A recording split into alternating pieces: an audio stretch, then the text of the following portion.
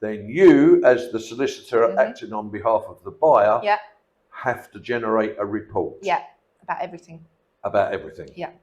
All the inquiries, all the replies, the title documents, all the legal documents. Okay. The contract, all the documents they need to sign, the mortgage offer, the searches. We report on all of that. And you report to? The client. Just the client. Yeah, just the client. And then it's the client's responsibility to read through all of that. Yes. Which I bet you they get absolutely... I mean, these reports are very long. How long are they? Is this the paperwork, Lee, that you take round? No, this isn't what you take round for people to sign and help them with.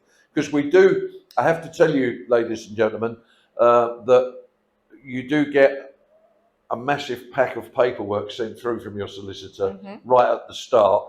And we will, or not me, but Lee, my business partner, will help you fill those in if you get stuck in any way, shape or form. So beware, you won't be on your own. Yeah. But you now send this massive report back to the client. We expect them to read the report and to sign it. Okay. Often the report comes back signed within the next 20 minutes of sending it. What do you do then? Do you then go back and say, excuse me, there's no way you've read this? Well, maybe they have. Maybe they're really quick at reading. I can't judge, but they've signed the report. I'm assuming they've read the report. I ask in my email if they have any questions that they want to raise or any concerns. Often in the reports, you will put anything that's not necessarily of concern, but something that you want to highlight.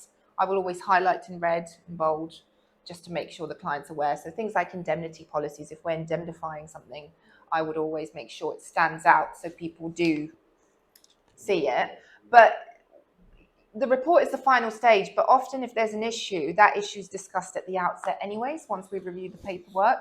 So by the time we get to the report, that issue is already resolved, either by way of indemnity or another way, I don't know, we find a solution, or there's a, the reply provided by the seller is satisfactory and we don't need to investigate further. So then the report just basically gives sort of a summary of what's been done to date, and that, we found a solution and here's an indemnity policy, let's say. Okay.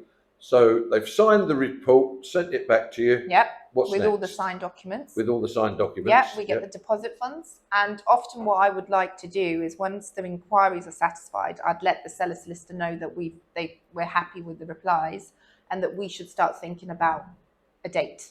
Because by the time I've reported and by the time the paperwork's come back from my client, I can already request funds from the bank for a date that's been agreed. And that just saves time.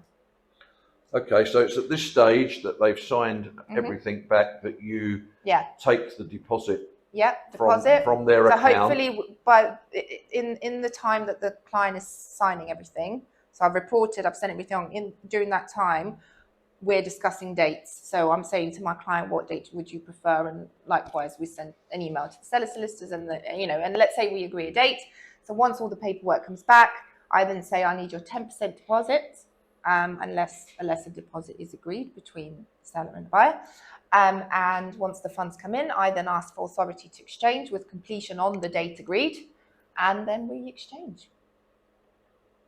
And that's it. That's made it look very, very simple, hasn't it?